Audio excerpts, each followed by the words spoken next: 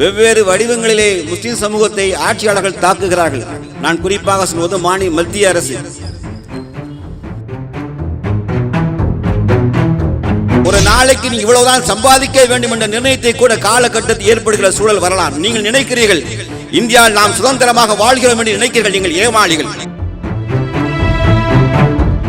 பாபர் மசூதி வேண்டாம், அந்த போராட்டம் வேண்டி நடத்த கூடாது என்று எவனெல்லாம் முஸ்லீமாக இருந்து கொண்டு சொல்கிறானோ இவன் தான் சியா, இவன் தான் சியா. அந்த இடத்தை தகர்த்த பிறகு நீதிமன்றத்தில் விவாதம் நடந்து வழக்கு நடந்து எத்தனை ஆண்டுகள் ஆகட்டும், நீதிமன்றமே கடைசியில் தீர்ப்பு சொல்லி இல்லப்பா இது சிவில் உரிமை கோர்ட் கடைசி சுப்ரீம் கோர்ட்டே சொல்லிவிட்டது இது பாபர் மசூதி கிடையாது என்று. ஆகவே நீதிமன்றத்தில் உத்தரவு பேரில் இடிக்கிறோம் என்று சொல்லியிருந்தால் இந்த முஸ்லிம் சமுதாயம் கட்டுப்படுவதில் கூட நியாயம் இருக்குது என்று நான் கருதுகிறேன். ஆனால் எல்லாம் இடித்து தரைமட்டம் ஆக்கிவிட்டு இடித்தவன் கூட குற்றவாளி எவனும் இல்லை.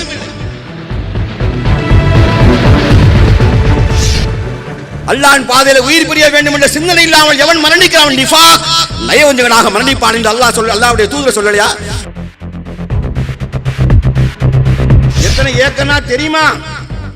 உன் வீட்டுல மட்டும் சோத்துல ஆணி எடுத்தா ஓடுதா போலீஸ் ஸ்டேஷனுக்கு, பக்கத்து வீட்டுக்கான ஆணி அடிச்சுட்டான் அது இருக்குங்க.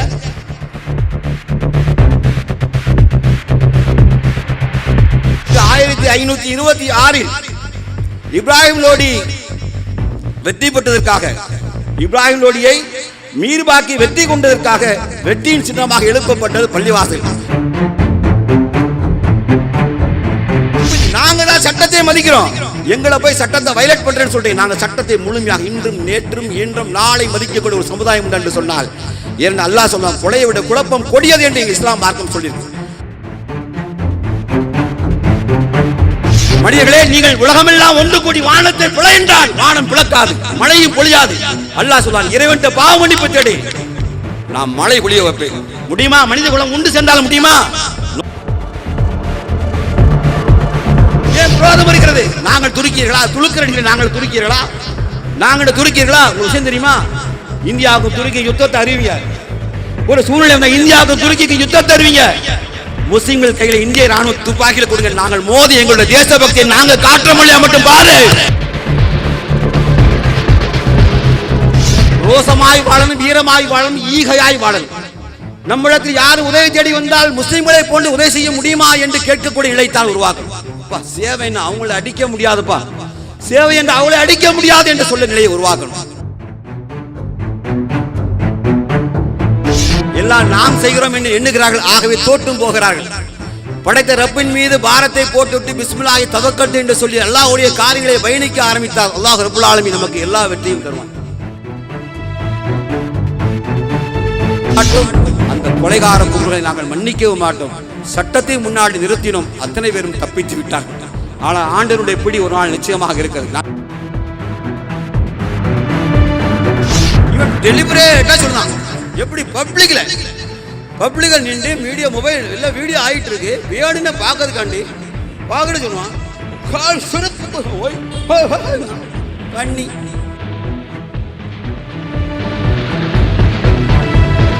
எல்லா ஊடகம் போடுதான். வழக்கு போட்டா பத்தாது, அவனை ஆனா பயந்து அனுப்பியா பிரிவேசில் மோசம் போதும். அவனுக்கு நல்லா கவனிச்சு பாருங்க தெரியும். டக்குன்னு பொண்டாடி கொண்டாடிக்கான். எவ்வளோ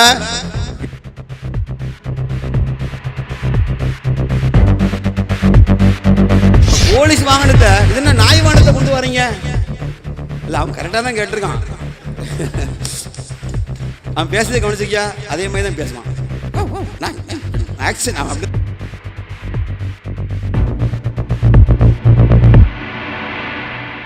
அல்லாஹ் ரப்புல் ஆலமீன் சமூகத்தை வெற்றி சமுதாயமாக ஆக்குவானாக. நல்லா கேட்டுக்கிடுங்க. யார் யாருக்கு இந்த உணர்வு இல்லையோ தயவு செய்து உணர்வோடு வாருங்கள், ஒற்றுமையா இருவெல்லாம் கேட்டுக்கிடுங்க. முஸ்லீம்களே, நாம் பகைமை பாராட்டி பிரிந்து இருக்கிற நேரம் இது அல்ல. எதிரிகள் வலிமையாகி நம்மை நோக்கி இலக்க வைத்து நகர்ந்து கொண்டிருக்கும் பொழுது நாம் பிளவுகளையும் பகைகளையும் பிற்காக்களையும் வைத்து பிரிந்து பிரிந்து பிரிந்து கிடந்தால் நம்மை துண்டாடி விடுவார்கள். அல்லாஹ் ரப்புல் ஆலமீன் அந்த சமூகத்தை நேசிக்கவும் மாட்டான். ஆகவே ஒற்றுமையாக இருப்போம், வலிமையாக இருப்போம், நேர்மையாக இருப்போம். எல்லாத்தையும் உன்னை சொல்கிறேன், அல்லாஹ்வின் அடியார்களே, அல்லாஹ்வுக்கு இணை வைக்காதீர்கள். வகீமுஸ் ஸலா, தொழுகையை நிலைநாட்டுங்கள்.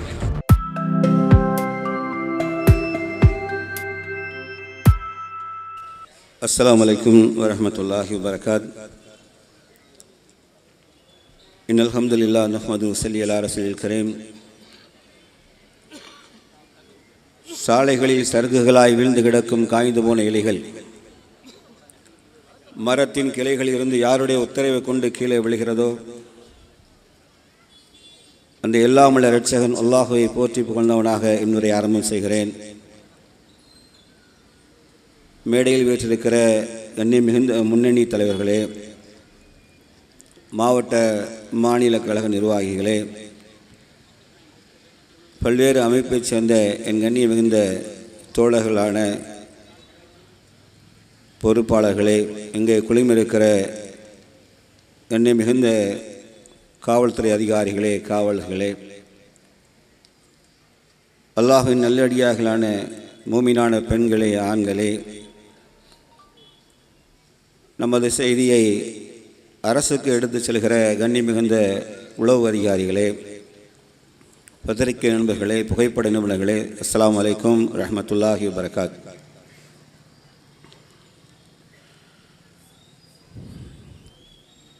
பாபர் மசூதி இடிக்கப்பட்டு 92ஆம் ஆண்டிலிருந்து அந்த இடிக்கப்பட்ட தினத்தை தொடர்ந்து இஸ்லாமிய சமூகத்தின் உயிர்ப்புள்ள இயக்கங்கள் தன் உயிர் நாடியாக ஆண்டுதோறும் டிசம்பர் 6 அன்று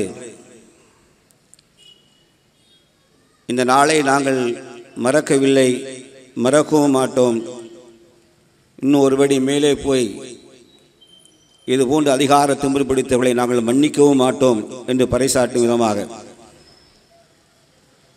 இதுபோன்ற போராட்டங்களுக்கு எத்தனை தடைகள் வந்தாலும் அந்த தடைகளை மீறி நாங்கள் எங்கள் உணர்வுகளை வெளிப்படுத்துவோம் என்று ஒவ்வொரு டிசம்பர் 6 அன்றும் தொடர்ந்து இஸ்லாமிய சமூகத்தின் கண்ணியமிக்க இயக்க தோழர்கள் இந்த நாள் நாங்கள் மறக்க முடியாத நாள் என்று தொடர்ந்து மக்கள் மன்றத்தில் நாங்கள் பதிவு செய்து கொண்டு வருகிறோம். முதலில் நாம் நமது உணர்வுகளை வெளிப்படுத்த வேண்டிய நமது கட்டாய சூழலில் இருக்கிறோம் என்பதை இங்கே நான் பதிவு செய்கிறேன். நீங்கள் மறந்துவிடு என்கிறார்கள், நீங்கள் விட்டுவிடு என்கிறார்கள், போனால் போகட்டும் என்கிறார்கள், ஏனப்பா உங்களுக்கு வேற வேலை இல்லையா என்றும் கேட்கிறார்கள். இப்படியெல்லாம் கேட்பவர்களுக்கு பதில் ஆயிரம் காத்திருக்கிறது. நிச்சயமாக கடைசியில் இதுக்கெல்லாம் பதில் சொல்லுவோம். இந்தியாவில் உண்மையிலே முஸ்லிம்கள் சுதந்திரமாக வாழ்கிறோமா என்ற கேள்வி தினந்தோறும் தொலைக்காட்சிகளையும் பத்திரிகையும் படிக்கும் போது நம்ம உள்ளத்தில் எழுகிறது. உண்மையிலே சுதந்திரம் என்பது இந்தியாவிலே முஸ்லிம்களுக்கு முழுமையாக இருக்கிறதா என்ற கேள்வியை நாம் தினந்தோறும் மனதுக்குள்ளே கேட்டுக்கொண்டுதான் வாழ்கிறோம். வெவ்வேறு வடிவங்களிலே முஸ்லிம் சமூகத்தை ஆட்சியாளர்கள் தாக்குகிறார்கள். நான் குறிப்பாக சொல்வது மத்திய அரசு வெவ்வேறு வகையிலே எங்கள் முஸ்லிம்களை தாக்குகிறார்கள். எங்களுடைய உரிமைகளை கொஞ்சம் கொஞ்சமாக பிடுங்கி எடுக்கிறார்கள். எங்கள் உணர்வுகளை நசுக்கி பார்க்கிறார்கள். எங்கள் வழிபாட்டு உரிமைகளிலே கை வைக்கிறார்கள். எங்கள் வழிபாட்டு தளங்களின் மீது கை வைக்கிறார்கள். முஸ்லிம்கள் ஒரு ஸ்டேட் காஷ்மீர் போன்ற மாநிலத்தை கையில் வைத்திருக்கிறீர்களா, உங்கள் மாநிலத்தை தரைமட்டமாக்குகிறோம் என்று சொல்லி திட்டமிட்டு அந்த மாநிலத்தை மாநகராட்சியை விட மோசமான நிலைக்கு தள்ளி இருக்கிறார்கள். இவையெல்லாம் அந்த நாட்டை திட்டமிட்டு நடக்கிற சூழ்ச்சி. முஸ்லிம்கள் அதிகாரத்தில் இருக்கக்கூடாது, நீங்கள் இந்த தேசத்தில் வாழலாம், எப்படி தெரியுமா, ஓட்டு கூட இல்லாத அடிமைகளாக வாழலாம். இதுதான் அவர்களுடைய செயல் திட்டம். நீ வாழு, ஓட்டு கூட இல்லாத அடிமைகளை போன்று வாழு. கொஞ்சம் கொஞ்சமாக ரோஹிங்கிய முஸ்லிம்களை போன்று ஒரு நாளைக்கு நீ இவ்வளவுதான் சம்பாதிக்க வேண்டும் என்ற நிர்ணயத்தை கூட காலகட்டத்தில் ஏற்படுகிற சூழல் வரலாம். நீங்கள் நினைக்கிறீர்கள் இந்தியாவில் நாம் சுதந்திரமாக வாழ்கிறோம் என்று நினைக்கிறீர்கள். நீங்கள் ஏமாளிகள். ஒரு பானை சோறுக்கு ஒரு சோறு தான் பதம். அதுதான் பாபர் மசூதி இடிப்பு. அந்த பாபர் மசூதி இடிப்புக்கு பிறகு முஸ்லிம் சமுதாயத்துடைய உணர்வுகளை கொஞ்சம் கொஞ்சமாக அளந்து பார்க்கிறார்கள். அவர்கள் அளந்து பார்ப்பதற்கு ஏற்றாற் போல முஸ்லிம் சமுதாயம் கோழைத்தனமும் இயலாமையும் இவைகள்லாம் முஸ்லிம் சமுதாயத்தில் மிகைத்து போயிருக்கிறது. வேண்டாம் என்று பகிரங்கமாக சொல்கிறார்கள். இவர்கள் அலிகளாவை ஆதரிக்கிற கூட்டம் ஷியா என்பார்கள், முஆவியை ஆதரிக்க கூட்டம் சன்னி என்கிறார்கள். அதுவல்ல இங்க பிரச்சனை. இந்தியாவிலே ஷியா என்றால் யார் தெரியுமா? இந்தியாவிலே ஷியா என்றால் பிரிந்து சென்றவர்கள். பாபர் மசூதி வேண்டாம், அந்த போராட்டம் வேண்டி நடத்த கூடாது என்று எவனெல்லாம் முஸ்லீமாக இருந்து கொண்டு சொல்கிறானோ இவன் தான் ஷியா, இவன் தான் ஷியா, இவன் தான் ஷியா. பள்ளிவாசல் சும்மா அடித்தார்கள். மரமண்டைகளே, பள்ளிவாசல் சும்மா அடித்தார்களா? சும்மா அடித்தார்களா? இடித்த அரசாங்கத்தின் உத்தரவு வாங்கி ஆட்சியர் அரசாங்கம் இடித்ததா? கோர்ட் உத்தரவு வாங்கி இடித்தார்களா? 90ஆம் ஆண்டு அவர்கள் என்ன செய்தார்கள்? ரத யாத்திரை துவங்கினார்கள். ரத யாத்திரை துவங்கினார்கள். ரத யாத்திரை என்ன செய்தது? ரத யாத்திரை ராம பகவான் இருக்கிறான் என்று மட்டும் சொன்னதா? ராமரை வணங்கு என்று சொன்னதா? ராமர் அங்கேதான் பிறந்தார் என்று போலி பிரச்சாரத்தை எடுத்து வைத்ததோடு முஸ்லிம்கள் கிராமத்துக்குள்ளே ரத யாத்திரையை கொண்டு போய், மக்களே உங்களை எவனெல்லாம் சைவ உணவு சாப்பிட கை தூக்கி பார்க்கலாம். சைவ உணவு, ஆனா நீ சைவம் சாப்பிடல, நீங்கள் சைவம் சாப்பிடல. பாகல்பூரிலே தோணினார்கள், பாகல்பூரிலே தோணினார்கள். 300 எலும்புக்கூடு அவ்வளவு முஸ்லிம்கள் ரத யாத்திரை கடந்து போன இடத்திலே ரத யாத்திரை இங்க வேண்டாம் என்று சொன்னதற்காக உள்ளே புகுந்த 300 முஸ்லிம்களை, ஆண்களை பெண்களை கொலை செய்து பூமிக்குள்ளே புதைத்து அதன் மேலே விளைந்த முட்டைக்கோசுகளையும் ஃபுல் கோபி என்னது கேலிஃபிளவரை விவசாயம் செய்து கொடுத்தார்கள். கடந்த வாரம் ஒரு எம்பி பேசலாம், ஒரு எம்பி பிஜேபி எம்பி பேசலாம், ஏன் அந்த ஃபுல் கோபி விவசாயம் இன்னும் தேவைப்படுகிறா என்று கேட்கிறான் என்றால் என்னங்க சொல்ல வரீங்க? மடையர்களா மடையர்களா வேண்டாம் என்று சொல்றது உங்க அப்பன் வீடு கிடையாது. அன்ன மசாதில் இல்ல, அது ஈமானுடையது. அல்லாஹ் சொல்லலாம் பள்ளிகளெல்லாம் என்னுடையது என்றால் நீ யாரா வேண்டாம் என்று சொல்வதற்கு முட்டாள் சுஜிது சேலத்தில் காய் வைத்த மடையர் கூட்டமே, உனக்கு தான் கேட்கிறேன். நீ தான்டா ஷியா, நீ தான் பிரிவினர். இந்தியாவிலே பிரிவினை ஏற்படுத்த நீங்க தான் கோழை, முனாஃபிக்தனம், நயவஞ்சத்தனம், இயலாமை வைத்துக் கொண்டு எங்களை பார்த்து கேட்கிறாய். நாங்கள் போராடுறதுக்கு காரணம் உண்டு. எங்களை அல்லாஹ் அக்பர் என்று சத்தம் கேட்கிறதோ, எங்கள் 5 வேளை தொழுகை நடக்கிறதோ அதெல்லாம் பள்ளிவாசல் தான். அது அல்லாஹ்வுக்காக வக்ஃப் செய்யப்பட்ட இடம் தான். அந்த இடத்தை தகர்த்த பிறகு நீதிமன்றத்தில் விவாதம் நடந்து வழக்கு நடந்து எத்தனை ஆண்டுகள் ஆகட்டும், நீதிமன்றமே கடைசியில தீர்ப்பு சொல்லி இல்லப்பா இது சிவில் உரிமை கோர்ட்ல கடைசி சுப்ரீம் கோர்ட்டே சொல்லிவிட்டது இது பாபர் மசூதி கிடையாது என்று. ஆகவே நீதிமன்றத்தின் உத்தரவு பேரில் இடிக்கிறோம் என்று சொல்லியிருந்தால் இந்த முஸ்லிம் சமுதாயம் கட்டுப்படுவதில் கூட நியாயம் இருக்குது என்று நான் கருதுகிறேன். ஆனா எல்லாம் இடித்து தரைமட்டம் ஆக்கிவிட்டு இடித்தவன் கூட குற்றவாளி எவனும் இல்லை, இடித்தவன் எவனும் குற்றவாளி இல்லை. யாரும் 30-40 அனாமத்துகளாம். ஆனால் இமயம் டிவில டைரக்டா சொல்றான். யாரு யாரா சொல்லுங்க பார்க்கலாம். இந்து மக்கள் கட்சி தலைவர் பேர் என்ன? அர்ஜுன் சம்பத். அந்த பேட்டி எடுத்து பாருங்க, நீங்க பேட்டி எடுத்து பாருங்க. இந்த அன்புக்கினிய காவலர்கள் எங்களுக்கு பாதுகாப்புக்காக எங்களை தூக்கி உள்ள போடுறாங்க, எனக்கு தெரியல. நீங்க பாதுகாப்பு கொடுக்க நான் நம்புறேன். நாங்கள் அப்படித்தான் நினைத்தோம். 1992 டிசம்பர் 6 கரசேவை என்ற பெயரிலே அங்கே பள்ளியை இடிக்க போறோம் என்ற தகவலை 2005ஆம் ஆண்டு 2005ல joint director of IB Maloy Krishna Dhar என்ற டைரி எழுதுகிறார். தன்னுடைய ரிட்டையர்மெண்ட்டுக்கு பிறகு எழுதினார். என்ன எழுதினார் தெரியுமா? நான் அந்த ஒருங்கிணைப்பு கூட்டத்திற்கு நான் சென்றிருந்தேன். அங்கே அவர்கள் கரசேவை என்று பள்ளிவாசல் இடிப்பதற்கு எல்லா முடிவும் எடுத்து விட்டார்கள் என்று அவர்கள் பேசிய பேச்சையும் ஒட்டு கேட்டு டேப் ரெக்கார்டர் பண்ணி முன்னாள் பிரதமர் எஸ்பி சவான் நரசிம்ம ராவ்ட்டையும் எஸ்பி சவான் உள்துறை அமைச்சர் எஸ்பி சவான் கையில் நான் கொடுத்து விட்டேன். அவர்கள் தெரிந்திருந்தும் அவர்கள் தடுக்கவில்லை என்று சொன்னது யாரு? முன்னாள் ஜாயிண்ட் டைரக்டர் ஐபி மலேதர் கிருஷ்ணன். தெரிஞ்சுக்கிடுங்க. காவலுக்கு போய் நிற்க வேண்டிய ராணுவம், துணை ராணுவம், பாதுகாப்பு படை, காவல்துறை எல்லாம் கூட சேர்ந்து எங்களுக்கு உதவி செய்து இல்லை என்றால் நாங்கள் இந்த கட்டிடத்தை தகர்த்திருக்க முடியாது என்று வெளிப்படையாக இமயம் டிவியிலே அர்ஜுன் சம்பத் பேட்டி கொடுக்கிறான். மடப்பைகளை மடையர் கூட்டம் ஒரு கூட்டம் உட்கார்ந்துருக்கான். அதெல்லாம் நடக்காது, தேராது. உனக்கு பதில் நான் வச்சிருக்கேன். நீ முஸ்லீமா இல்லன்னு உரசி பார்க்க 2-3 வசனம் சொல்லுவேன், அதை பாரு. அதுக்கப்புறம் நீ களிமா சொல்லி இஸ்லாத்தை சேர்ந்துக்க. அல்லாஹ் உங்களை பாதுகாக்கணும். இவர்கள் என்ன நினைக்கிறார்கள்? அவன் தான் தெளிவா பிரகடனப்படுத்துறான். அபிகா ஜீத் பாபரிகே காசி மத்ரா பாக்கிகே. புரியுதா? பாபர் மசூதியை வெற்றி அடைந்து விட்டோம். இனி காசி மத்ராம் அடுத்த எங்கள் இலக்குதான் என்று இடிச்ச இடத்திலே முழக்கம். தொலைக்காட்சிக்கு முன்னாடி சொல்றான். சுப்பிரமணிய சாமி தெளிவாக சொல்கிறார். இந்தியாவிலே 3000 பள்ளிவாசல் இல்ல 30,000 பள்ளிவாசல் நாங்கள் டார்கெட் செய்திருக்கிறோம் என்று சொல்கிறார். புரியுதா? இந்தியாவிற்கு அரசியல் கிடையாது. அது திராவிட கட்சிகளாக இருந்தாலும் சரிதான், மத்தியில் ஆளுகிற காங்கிரஸ், மத்தியில் ஆளுகிற பிஜேபி, ஆள துடிக்கிற காங்கிரஸ் எவ்வளவு இருந்தாலும் சரிதான். இந்தியாவிலே ஒன்னை சிறுபான்மையின் ஆதரவு நிலை இல்லை என்றால் சிறுபான்மை அழிக்கிற நிலை வைத்துத்தான் ஆட்சியிலே அமர்கிறார்கள். அவர்களுக்கு தேவை ஏதாவது ஒரு பள்ளிவாசல், ஏதாவது வழிபாட்டு தலம், அதை இடிக்க போகிறார்கள். இப்ப காசி மதுரா அடுத்தால சாகி ஜமாத் பள்ளிவாசல் சம்பல்ல 5 பேர் சுட்டுக் கொல்லப்பட்டார்கள். யாரு?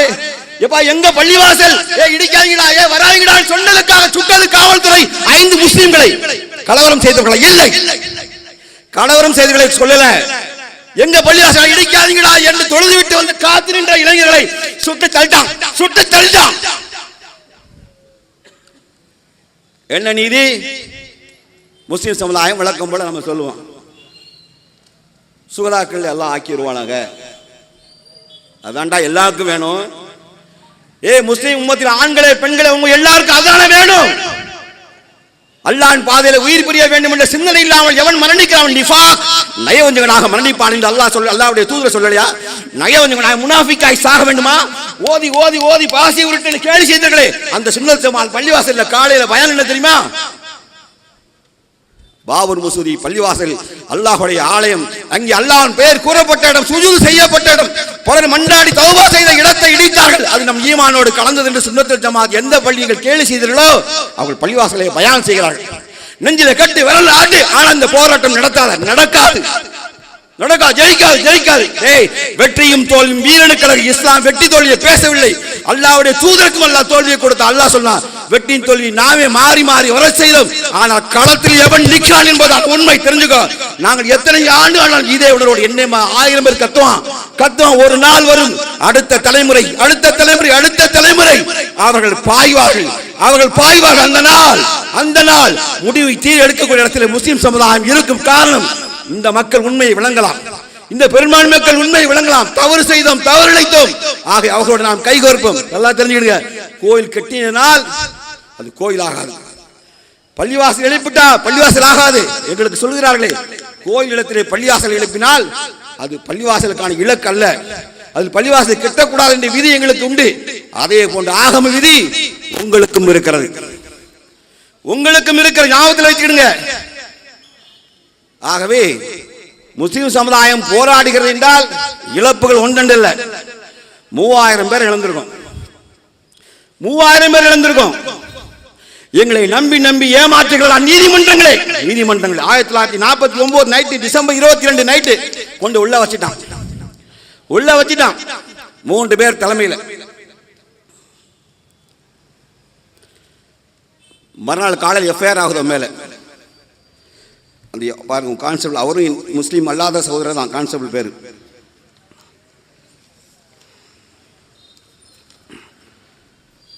அந்த முஸ்லீம் அல்லாத சகோதரன் வழங்கினா எஃப்ஐஆர் போட பேர் மக்தா பிரசாத் அண்டர் செக்ஷன் 147 295 448 3 செக்ஷனுக்கு எல்லாம் உள்ள வழக்கு பதிவு. என்னது? ராத்திரியாக பள்ளிவாசல்களை ஏறி குதித்து, பூட்டை உடைத்து உள்ளே ஏறி குதித்து சிலைகளை வைத்து நெட்ட கத்தினார், ராம் பகவான் ஜெய் ஸ்ரீராம் கடவுள் எழுந்தருளி விட்டார், கடவுள் எழுந்தளித்து விட்டார் என்று கூவினார்கள்.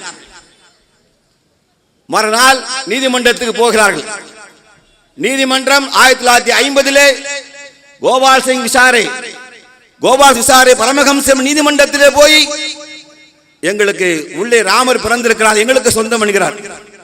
ஆகவே இனி பள்ளிவாசலை பூட்டு என்றார்கள். பள்ளிவாசலை பூட்டினார்கள். பூட்டி விட்டார்களா? வெளியே இருந்து ராமனை வழங்குவதற்கு அனுமதி கொடுத்தார்கள். ஒரே நேரத்தில் 2 வேளை நடக்கு. ராத்திரி கள்ளத்தனமாக சிலையை வைத்தார்கள். நான் சொல்லல, அங்க இருக்கிற பைசா பாத்துல இருக்கிற எஃப்ஐஆர் சொல்லுது. அந்த செக்ஷனை சொல்லிட்டேன், கிரைம் நம்பர் சொல்லியிருக்கேன். இது உண்டா இல்லையா என்று பாருங்கள். யாரெல்லாம் நியாயம் கற்பிக்கிறார்களோ முஸ்லீம் அல்லாதவர்கள், உங்க வீட்டுக்குள்ள நான் ஏறி குச்சி உங்க வீட்டுக்குள்ள நாங்க எங்களை அடையாளத்தை வச்சுட்டு வாரோம், நீ ஏத்துக்கிறீங்களா பாருங்க, ஏற்றுக்கொள்கிறா என்று பாருங்கள். யாரும் ஏற்றுக்கொள்ள மாட்டார்கள்.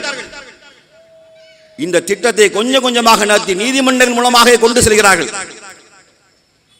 1986 நீதிமன்றத்திலே போய் எங்களுக்கு உள்ளே சிலை இருக்கிறது, அவரை வணங்க அனுமதி கொடுங்கள், ராமன் உள்ளே இருக்கிறார் என்று சொன்னார்கள். நீதிமன்றம் திறந்து நீங்கள் பூஜை நடத்தலாம் என்று சொல்லிவிட்டது. நீதிமன்றம் பூஜை செய்ய, தொழுதவர்கள் ஒன்றும் இல்லை. பள்ளிவாசல் 560 ஆண்டு காலம் பழமான பள்ளிவாசலுக்கு எந்த உரிமையும் கிடையாது, தொழுதவர்களுக்கு உரிமை இல்லை. ஆனால் உள்ளே திருட்டுத்தனமாக வைத்த சிலையை வணங்குவதற்கு அனுமதி கொடுத்தார்கள். இதை செய்தது யார் தெரியுமா? யார் தெரியுமா? காங்கிரஸ். காங்கிரஸ் அரசு. இந்த காங்கிரஸ் அரசு தான் நமக்கு இவ்வளவு பெரிய துரோகத்தை செய்தது. அதே 89ல் மீண்டும் தேவகி நந்தன் அகர்வால் என்று சொல்லக்கூடியவர், முன்னர் ரிட்டையர்டு ஜட்ஜி, நீதிமன்றத்தில் அவர் போய் வாதாடினார். என்ன வாதினார் தெரியுமா? ராமன் சொல்லுகிறார், அங்கே இருக்க ராமன் குழந்தை ராமன், அந்த குழந்தை ராமன் சொல்ல நான் இங்கே தான் பிறந்தேன், என் வீடு என் சொத்து என்று சொல்லுகிறார் என்று தேவகி நந்தன் நீதிமன்றத்திலே வாதாடுகிறார். எப்படி வாதாடுகிறார் என்றால், இந்திய நாட்டு சட்டத்திலே வழிவகை இருக்கிறது, சிலைகள் யாவும் குழந்தைகளுக்கு சமம், சிலைகள் யாவும் குழந்தைகளுக்கு சமமானவை, அவர்கள் பேச தெரியாது, உணர்வுகளை வெளிப்படுத்த தெரியாது, ஆகவே அவரின் பிரதிநிதியாக யாராவது என்ன செய்யலாம், வழக்கை தொடுக்கலாம். ஆகவே தேவகிநந்தன் என்பவர் முன்னர் ரிட்டையர்ட் ஜட்ஜி ஸ்ரீ குழந்தை ராமனுடைய பிரதிநிதியாக நீதிமன்றத்திலே போய் அவர் தமக்கு இந்த சொத்து எனக்குரியது என்று வாதாடுகிறார். நீதிமன்றம் என்ன செய்தது? நீங்கள் அந்த நீதிமன்ற வழக்கை இழுத்து கொண்டு போய் 2010 அக்டோபர் 10ஆம் தேதி அலகாபாத் உயர் நீதிமன்றத்தில் கொண்டு விட்டுச்சு. தொடர்ச்சி அது 3 பங்கா 2.77 ஏக்கர். முதல்ல அதாவது தெரியுமா உங்களுக்கு எத்தனை ஏக்கர்னா தெரியுமா? உன் வீட்டில் மட்டும் சவுத்துல ஆணி எடுத்தா ஓடுதா போலீஸ் ஸ்டேஷனுக்கு, பக்கத்து வீட்டுக்கான ஆணி அடிச்சுட்டான் அதிருதுங்க, பக்கத்து வீட்டுக்கான டாய்லெட்ல லீக்கேஜ் ஸ்வீப்பேஜ் ஆகிய தண்ணினா ஊறுது, உன் குண்டியில சொரியுதுங்க, தப்பா நினைக்காத, அதுக்கு மட்டும் ஓடுத. 1 இன்ச்சு எக்ஸ்ட்ரா பிடிச்சிட்டான் சர்வேரை கூப்பிட்டு அலங்குற, 1 இன்ச்சு எக்ஸ்ட்ரா பிடிச்சிட்டான் சர்வேரை கூப்பிட்டு அலங்குற. உண்மையில சொல்லு, பாபர் மசூதிக்கு எவ்வளவு எக்ஸ்டென்ஷன் ஏரியா இருந்து சொல்லுங்க, யாரா சொல்லுங்க. தெரியாது தெரியாது. அதே அவன் சொந்த பள்ளியாசல் கட்டி நடத்திட்டு இருப்பான், அதுல ஏதாவது பேசி பாருங்க தலைகீழ வருவான், சொந்த வீட்டுக்கு தலையில வருவான். பாபர் மசூதி அல்லாஹ் அன்ன மசாஜில் இல்லா பள்ளி எல்லாம் அல்லாஹ்வுக்குரியது என்று சொன்னான். இவன் அயோக்கியத்தனமா எவ்வளவு ஏரியான்னு கூட எவனுக்கும் தெரியாது. என்னப்பா தெரியும் பாபர் மசூதி 3 பெரிய குண்டா மாதிரி இருக்குமா, 3 இவ்வளவு பெருசு இருக்கும் பாய், அது எல்லாம் போய் தொழுவாங்க பாய், வேற என்ன பாய் தெரியும், ஒரு மண்ணு தெரியாது பாய், ஒண்ணு எங்களுக்குள்ளது பாய், எங்களுக்குள்ளது பாய். எதையுமே தெரிஞ்சுக்கிடல, எதையும் தெரிஞ்சுக்கிடவும் கூடாது, தெரிஞ்சாதான் விட்டு கொடுக்க மாட்டோமே, தெரிஞ்சாத விட்டு கொடுக்க மாட்டோமே, நல்லா தெரிஞ்சுக்கிடுங்க. அவர்கள் திட்டம் போட்டு செய்தார்கள். ஆனா அந்த 2.7 ஏக்கரை 3 பங்காக பிரிச்சு கொடுத்தார். ராம்நியாஸ் ஒரு குரூப்புக்கு, நிர்மோகி அகரான் குரூப்புக்கு, சன்னி வக்பு வாரியம் 3க்கு பிரிச்சு 3ஆ பிரிச்சுடுங்கப்பா. ஆனா சென்ட்ரல் இருக்கிற குவி மாடத்தில் தான் ராமர் வீட்டிருக்கிற காரணத்தினால் அந்த பகுதி அது நிர்மோகி அகராவுக்கு சொந்தமானது என்று பிரிச்சு கொடுத்துட்டான். குரங்கு கையில போன அப்ப மாதிரி பாட்டா கழட்டி கையில கொடுத்துட்டான். 560 ஆண்டு கால பழமையானது. அதுக்கு ஒரு ஹிஸ்டரி இருக்கு. 1526 இப்ராஹிம் லோடி வெற்றி பெற்றதற்காக, இப்ராஹிம் லோடியை மீர்பாக்கி வெற்றி கொண்டதற்காக வெற்றியின் சின்னமாக எழுப்பப்பட்டது பள்ளிவாசல். கோவிலை இடித்து அல்ல. இன்றைக்கு இருக்கிறவர்களை அன்று இருந்த அரபுக்காரர்களுக்கு நன்றாக சட்டம் தெரியும். பிரமத வழிபாட்டு தலங்களை இடித்து பள்ளிவாசல் கட்டக்கூடாது என்று அன்றைக்கு இருந்த உலமாக்களுக்கும் தெரியும். அதே ஹதீஸ் வழிகாட்டின்படி வாழக்கூடியவர்களுக்கு தெரியாதா? யாரும் எழுப்பவில்லை. பிற சமுதாயத்தின் வழிபாட்டு தலங்களை இடிக்கவும் இல்லை, இடித்த இடத்தில் எழுப்பவும் இல்லை, எழுப்பவும் மாட்டார்கள். எங்காவது ஒரு இடத்துல நீங்கள் கண்முன்னே சமகாலத்தில் ஒரு நூற்றாண்டுக்குள்ள ஒரு 50 ஆண்டுகளுக்கு உள்ள நீங்கள் நான் படித்தறிவு தெரிந்த பிறகு பத்திரிகை ஏதாவது செய்தியில முஸ்லீம்கள் இந்த இடத்திலே கோயிலை எடுத்து பள்ளிவாசலை கட்டி விட்டார்கள் ஒரு செய்தியை நீங்கள் காட்டினால் என் அமைப்பை நான் இன்னைக்கு கலைப்பேன், இன்னைக்கு நைட்டு கலைப்பேன். யாரா சொல்லுங்க பாப்போம். முஸ்லீம்கள் செய்ய மாட்டார்கள். ஏன் தெரியுமா? நாங்கள் படைத்த ரப்பு எங்களுக்கு தெளிவாக சொல்லுகிறான். எங்க படைத்த ரப்பு பிரமத வழிபாட்டு தலங்களை கூட என்ன செய்யக்கூடாது, உங்களை சிலரை கொண்டு சிலரை தடுக்காவிட்டால் இந்த பூமியில் உள்ள கோவில்கள், தேவாலயங்கள், பள்ளிவாசல் அன்றைக்கு இடிக்கப்பட்டு போய்விடும். அல்லாஹ் சொல்லி காமிக்கிறான். நல்ல சமாதான உணர்வோடு வாழுங்கள், எல்லா சமுதாயத்திலும் சமாதான உணர்வோடு வாழுங்கள் என்று இஸ்லாமியர்களுக்கு வழிகாட்டுது. யார் அடுத்த வழிபாட்டு தலை நாங்கள் ஒருபோதும் இடிக்க மாட்டோம். அதற்கான தேவையும் எங்களுக்கு இல்லை. ஏனென்றால் புரிந்து கொள்ளுங்கள், மக்களே, அறிவுள்ளவர்களை சிந்திக்க மாட்டீர்களா? ஒரு படை வென்று தன் நிலத்தை அவன் கைப்பற்றிய பிறகு அவன் நினைச்ச இடத்துல என்ன வேணாலும் செய்யலாம். அவனுக்கு அந்த பூமி விசாலமாக இல்லையா? அந்த கோயிலை இடித்து தாங்க கெட்ட வேண்டும் என்பதற்காக அந்த கோயிலை சேர்ந்த ஏதாவது சமுதாயத்தினர் முஸ்லீம் படைக்கு எதிராக போரிட்டார்களா? இல்லையா. சண்டையே ரெண்டு பாய்மாருக்கு தானே. சண்டே ரெண்டு பாய், இப்ராஹிம் லோடிக்கு மீர்பாக்கிக்கு தான் சண்டை. மீர்பாக்கி பாபருடைய பிரதிநிதியாக இந்த போரில் வெற்றி பெற்ற பிறகு வெற்றியின் சின்னமாக இறைவனுக்கு நன்றி செலுத்துவதற்காக பாபர் மசூதி பள்ளிவாசலை எழுப்பினார். இதுதான் வரலாற்று நிரூபணம். இதுதான் வரலாற்று நிரூபணம். சரி, ராமர் தெய்வ குழந்தை என்றால், ராமர் தெய்வ குழந்தை என்றால் மக்களை, இந்து மக்களை, உங்களுக்கும் இல்லை, நீங்களும் இங்க இந்து மத சட்டத்தை படிங்க. இந்து மத ஐதீகம் தெய்வத்தை பத்தி என்ன பேசுது? தெய்வங்கள் பூமியில் பிறப்பதில்லை, அவர்கள் சொர்க்கத்தில் தேவலோகத்தில் பிறக்கிறார்கள். என்ன சொல்லுங்க ஐதீகம்? சொல்லுங்க, நீங்க சத்தமாக சொல்லுங்க. தெய்வம் எங்கே பிறக்கிறதா? எங்க? சொர்க்கத்தில் பிறக்கிறது, பூமியில் பிறப்பதில்லை. அவர்கள் பூமிக்கு வருவதெல்லாம் மக்களுக்கு நற்கிருபை செய்வதற்காக. எதற்கு? மக்களுக்கு நற்கிருபை செய்வதற்காக வருகிறார்கள். பூமியில் அவர்கள் பிறப்பதில்லை என்பதுதான் இந்து மதத்தின் ஐதீகம். அப்படி ஐதீகத்தை ஏற்றுக்கொண்ட இந்துக்கள் எல்லாம் வெட்டிடலாமா? நீங்க வெட்டிடுவீங்களா? என்னுடைய நாங்க செய்ய மாட்டோம், நீங்க செய்வீங்களா? ஏன்னா உங்களுக்கு எதிராக இருக்காங்களே. நீ ராமன் குழந்தை அங்க பிறந்து பூமிக்குள்ள ஓடி வந்தாய் என்கிறாய். மனித தெய்வம் பிறப்பதில்லை, தெய்வம் வானத்தில் இருந்தே பிறக்கிறது, சொர்க்கத்தில் நான் பிறக்கிறது, பூமியில் பிறப்பதில்லை என்ற ஐதீகத்தை சொன்னவர்களை நீங்கள் ஏற்றுக்கொள்வீர்களா? ஏற்றுக்கொள்வீர்களா? நம்பிக்கைப்படிதான் நீங்கள் கொடுத்திருக்கிறீர்கள். ராமன் பிறந்ததுக்கு எந்த ஆதாரம் இல்லை. எந்த வருஷத்துல பிறந்தாரு? ஆண்டு சொல்றான் பாருங்க, 8,69,119 ஆண்டுகள் ராமர் பிறந்தே எத்தனை? சொல்லுங்க. அன்னைக்கு அங்க ஒரு முனிசிபாலிட்டி இருந்திருக்கு. அந்த முனிசிபாலிட்டியில் பர்த் சர்டிஃபிகேட் இருந்திருக்கு. என்ன இருந்திருக்குன்னா 8 லட்சத்தி திரேதா யுகம். அது பேர் என்ன? 4 யுகம் சொல்றாங்க பாருங்க. அந்த 4 யுகத்தில் மெயினான யுகம் வந்து திரேதா யுகம். அந்த திரேதா யுகத்தில் தான் அவர் பிறந்தார். கிருத யுகம் முதல் யுகம். கிருதா யுகம், கிருத்த யுகத்தில் 17,28,000 ஆண்டு இந்த பூமி படைக்கப்பட்டு பிரிக்கிறாங்க. கிருத்த யுகம் என்றால் 17,28,000 ஆண்டு. திரேதா யுகம் என்றால் 12,96,000 ஆண்டு. துவாபர யுகம் என்றால் 8,64,000 ஆண்டு. கலியுகம், நம்ம வாழ்றோம்ல கலியுகம், அவெல்லாம் கலியுகத்தை சேர்ந்தவா. யாரு? அவளெல்லாம் எவளெல்லாம் இடிச்சாலோ அவெல்லாம் கலியுகத்தை கர்மங்கள் கன்றாவிகள். அவள் பிறந்த யுகம் 4,32,000 ஆண்டு.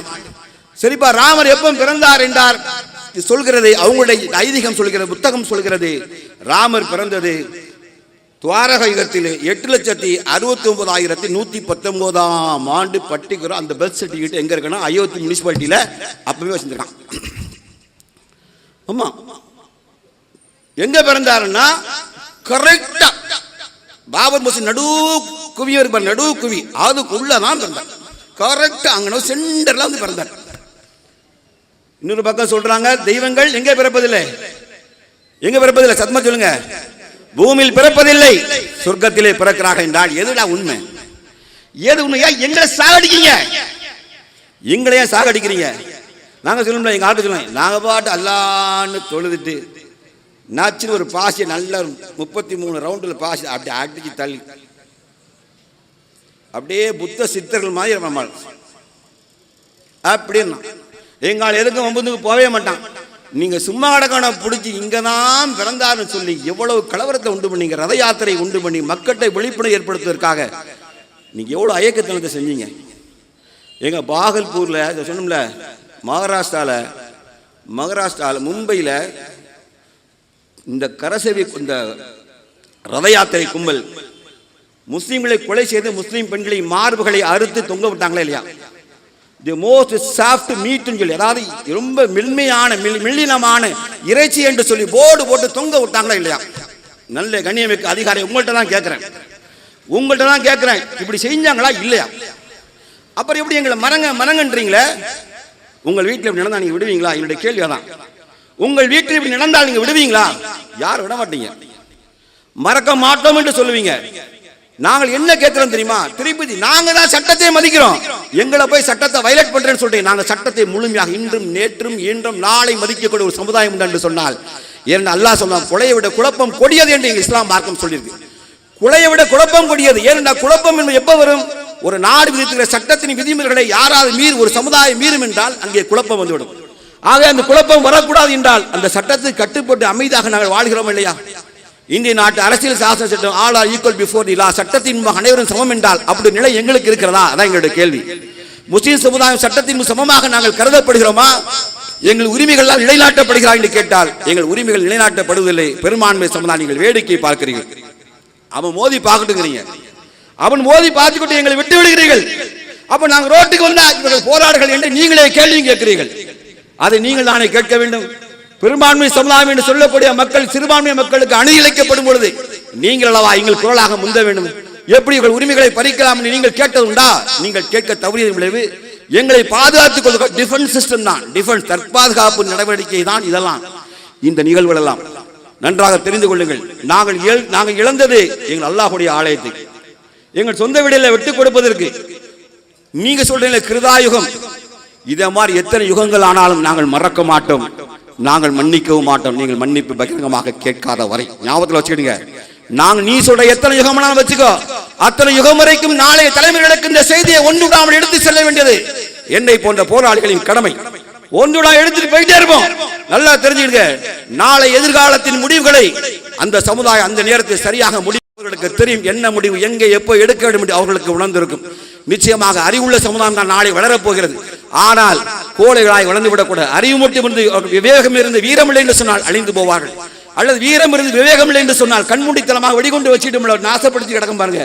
இந்த மாதிரி ஆகிவிடக்கூடாது.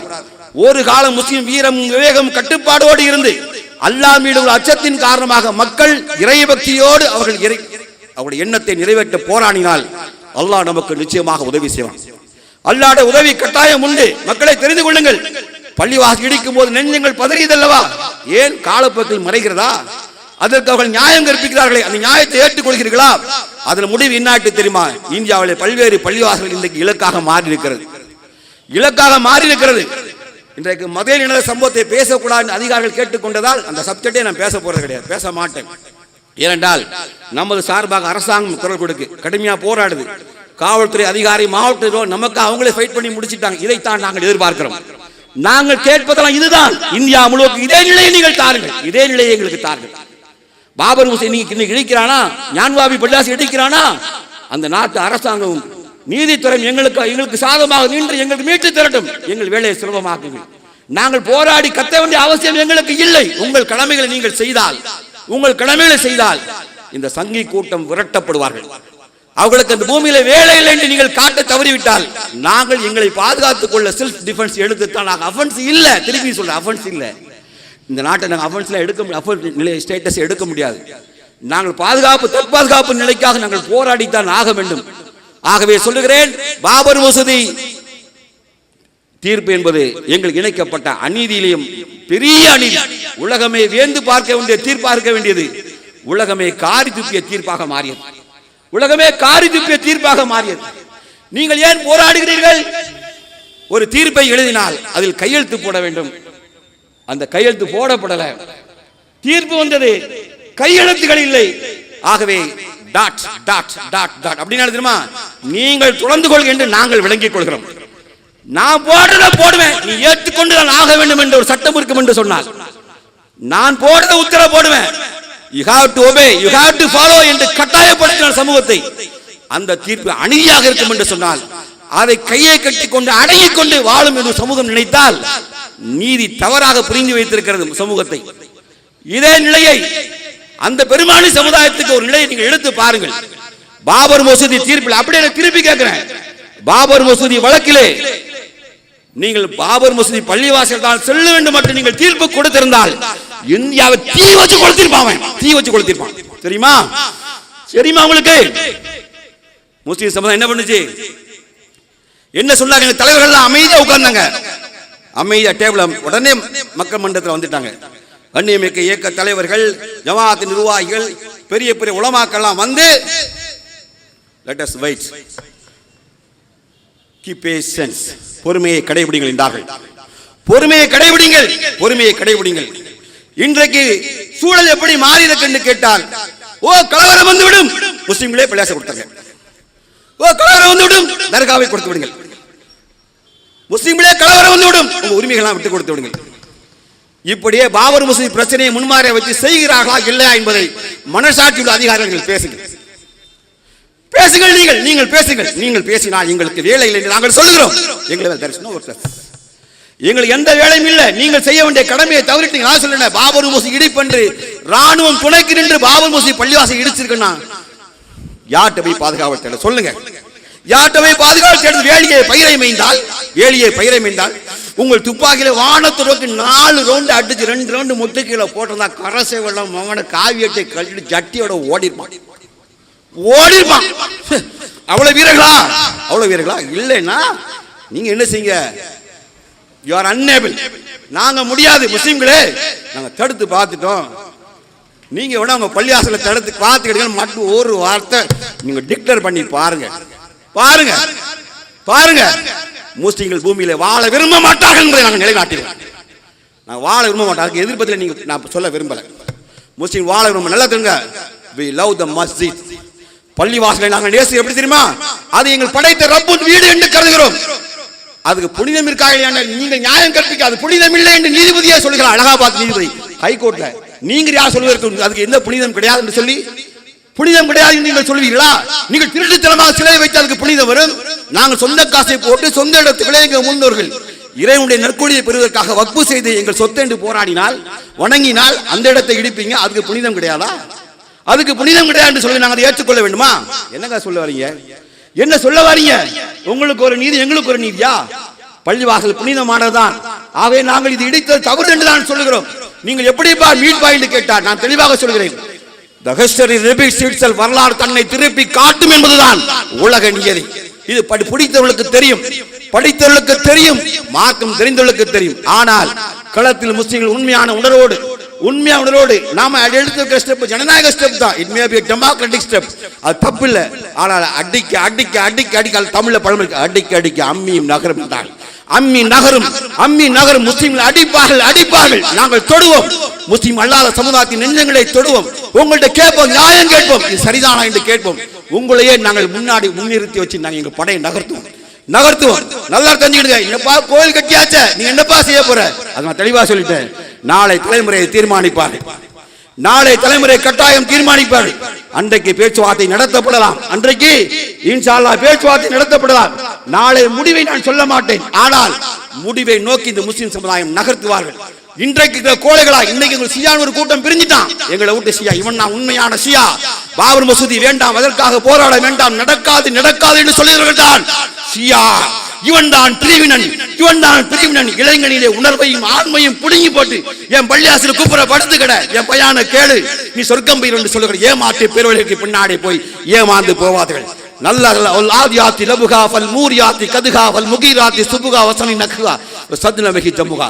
அல்லாஹ் தஆலா மூச்சிரிக்க குளம்புகளை அடித்து ஓடும் குதிரை மீது சத்தியமாக என்றான். குதிரை பாயும் எப்படி தன் எஜமானனுக்காக தோழி தன் எஜமானனை தூக்கி வைத்துக் கொண்டு களத்திலே எதிரின் கையிலே வாளும் அம்பும் இருக்கும்போது பாய்ந்து கொண்டு பயமில்லாமல் பாயும் ஒரு இறை நம்பிக்கையாளன் அல்லாஹ்வுடைய அடிமை அப்படித்தான் இருப்பான்.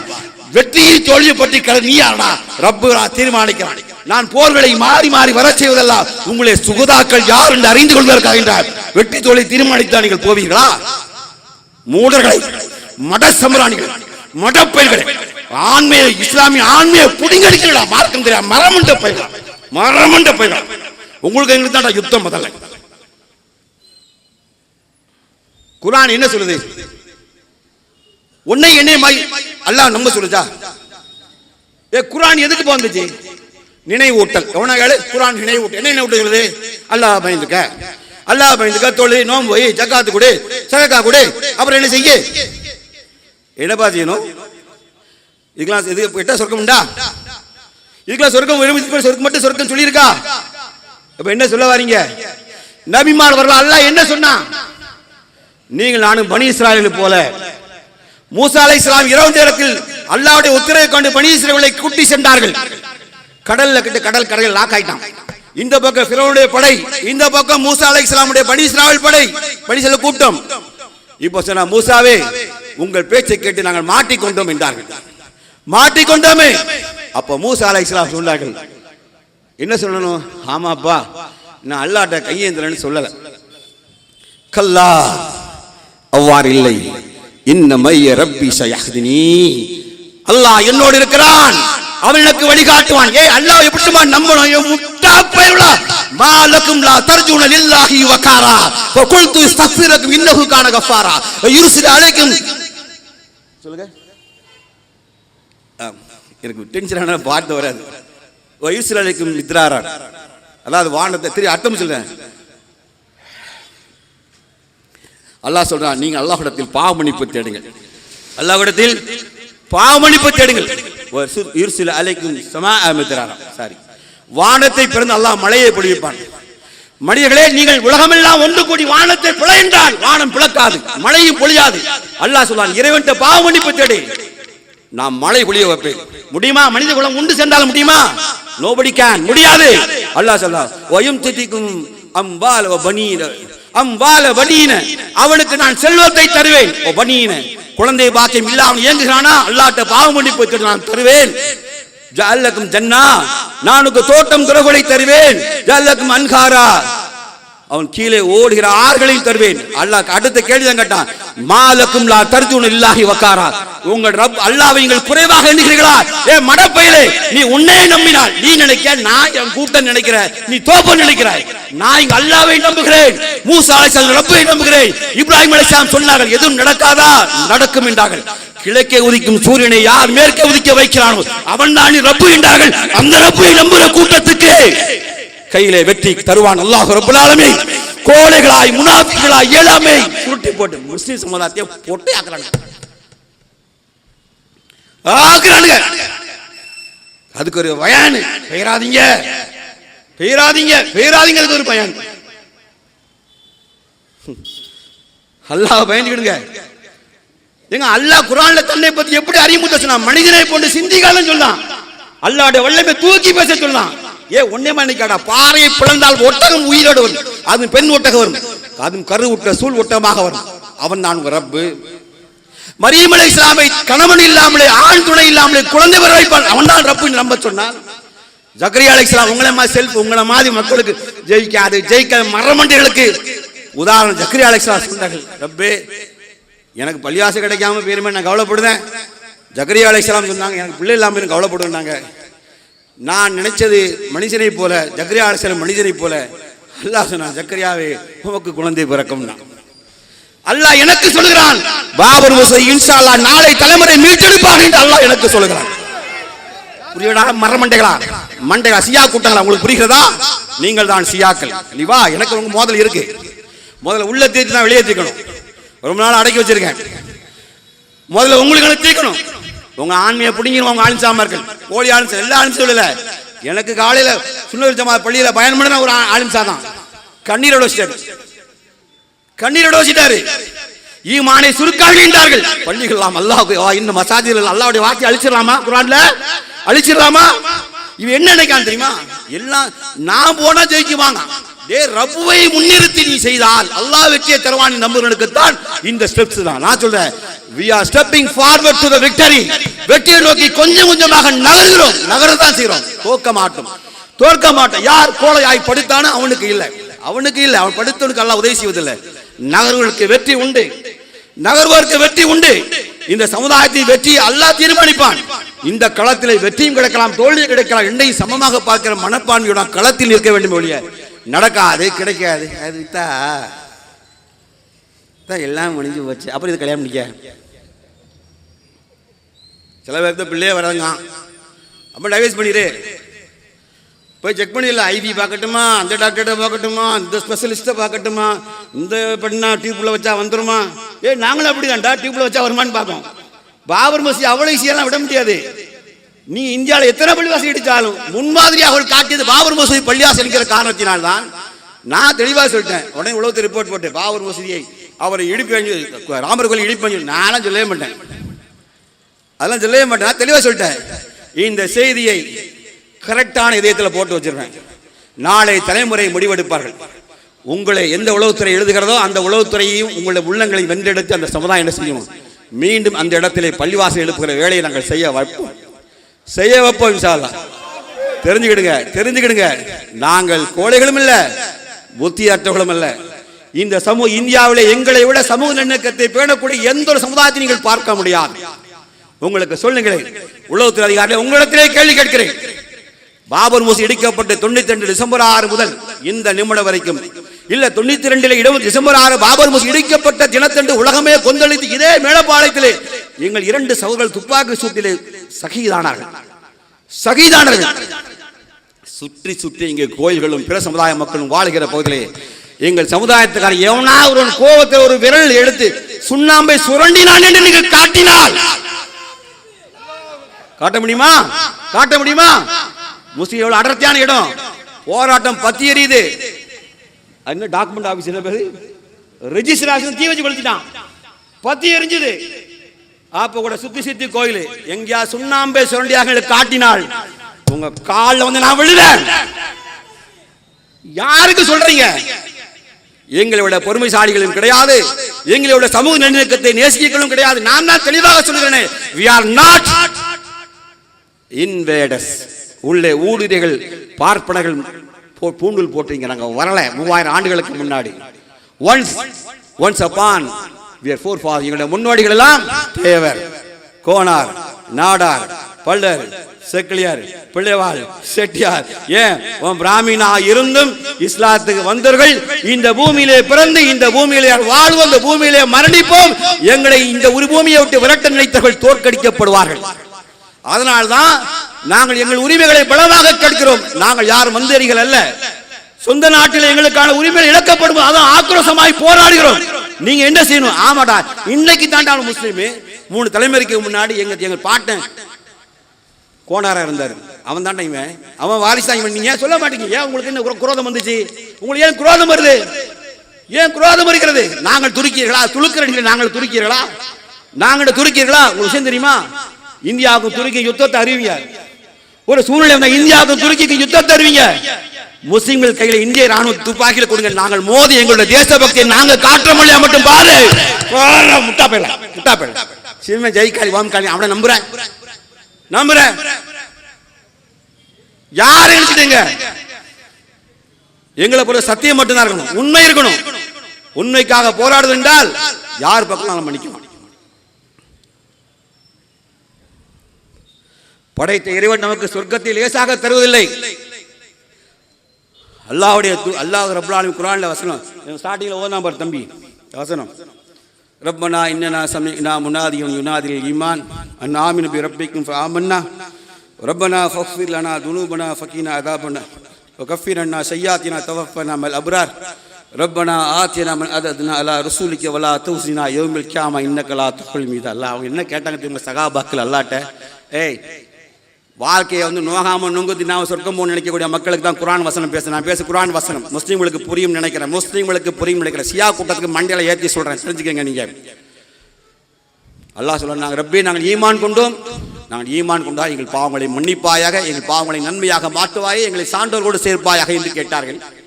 இறைவாடி அந்த நாளில் எங்கள் வாக்குறுதி நபிமார்களுக்கு கொடுத்த வாக்குறுதியை காப்பாற்றி நீ வாக்குறுதி மீற மாட்டாய் என்றும் சொன்னார்கள். அல்லாஹ் பதிலளித்தான். என்ன சொன்னா? அப்படியா நீங்க துவா கேட்டீங்களாப்பா சகாபாக்கெல்லாம்? அப்படியே நேராக கபருக்குள்ள வாங்க, அங்க ஒரு ஓட்டையை போட்டு அப்படியே ட்ரில்லிங் போட்டு நேராக ஜன்னத்தில் பிரதேசத்தில் உள்ள பூந்து பெருச்சாலி மாதிரி பெருங்கன்னு சொல்லல.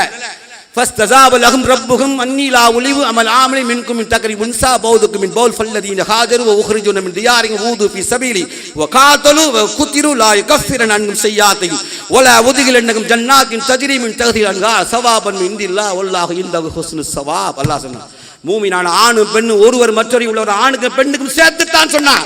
நீங்கள் ஒருவர் மற்றவரை உள்ளவர் தான். நீங்கள் செய்த எந்த நல்ல மொழியும் அல்லாஹ் வீணாக்க மாட்டான். சொல்லிட்டு அல்லாஹ் சொன்னா என்ன சொன்னா தெரியுமா?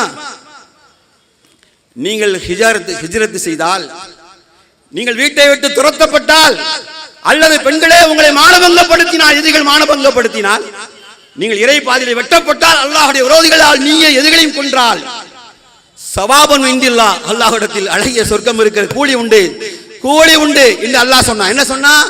ஏ முஸ்லிம்களே, தொழுங்கள், நோம்புங்கள், சட்டை குடிங்கள், அப்படியே போய் நேரா வந்து படுத்துக்கிடுங்கள்.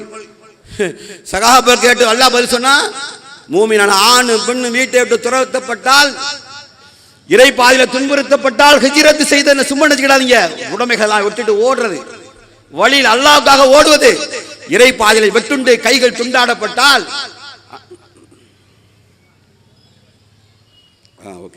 கைகள் துண்டாடப்பட்டால், எதிரிகளில் நம்மளை சிதைத்தால் நாம் எதிரியை களத்திலே கொண்டால் அவர்களுக்கு சுப செய்தி சொல்லுங்க அல்லாஹ் சொல்லுகிறானே. அப்ப அது யாருக்கு சொன்னா? யாருக்கு சொன்னா? அப்படியே ரப்பனா ஆமன்னா இன்னனா சமீனா முனாதியல் யுனாதியல் ஈமான், நாங்களாம் ஈமான் கொண்டுட்டோம், இறை நம்பிக்கை கொண்டு அல்லாவே பாவங்களை மன்னிச்சு நன்மையா மாத்து, ஒன்றும் கிடையாதுட்டாங்க. ஒரு மண்ணும் கிடையாது. அல்லாஹ் கண்டிஷன் போட்டான் பின்னாடி. அதான் என்னது? ஃபல்லதீன ஹாஜரு உக்ரிஜின மின் தியாரிஹிம் ஊது பிஸபீலி வகாத்தலு குத்திலு. அல்லாஹ் அல்லாஹ் யக்ஃபிரன் முஸய்யா, உங்கள் தீமைகளை பாவங்களை மாற்றி நன்மையாக மாற்றுவோம் என்று சொன்னான். நல்லா தெரிஞ்சுக்கிடுங்க. இந்த மாதிரி களங்களை நீங்கள் இந்த நாட்டில் ஆயுதம் ஏந்தி போராட முடியாது, போராடவும் கூடாது. அதை விட அயோக்கியத்தனம் அம்போக்கியத்தனம் எதுவும் கிடையாது. ஆனா அநீதி இழைக்கக்கூடிய ஆட்சியாளருக்கு முன்னாடி சத்தியத்தை சொல்லுவது ஜிகாத் என்றால், ஜிகாதிலே சிறந்த ஜிகாத் என்றால் இதை விட என்ன ஜிகாத்தை நீங்க எதிர்பார்க்க போகிறீர்கள்? அல்லாஹ் மார்க்கத்தை எளிதாக்கி தரலையா? நீங்கள் ஆயுதம் ஏந்தி போராட வேண்டும் சட்டமாக்கி இருந்தால் இந்த நாட்டின் நிலைமை என்ன? முஸ்லிம்கள் வாழ முடியுமா?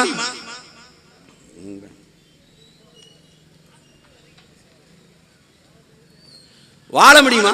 அல்லாஹ் ரப்பல் ஆலமீன் மார்க்கத்தை எளிமையாக்கி தந்து நீ போராடு, சத்தியத்துக்கு முன்பாக அசத்தியத்துக்கு முன்னாடி எதிர்த்து நின்று சொல்லி நன்மை ஏவி தீமையை தடை என்று சொல்லுகிறானே. இங்க இருக்கிற எல்லோருக்கும் அல்லாஹ்வுடைய கூலி நிச்சயமாக கிடைக்கும். நல்லா தெரிஞ்சுக்கிடுங்க.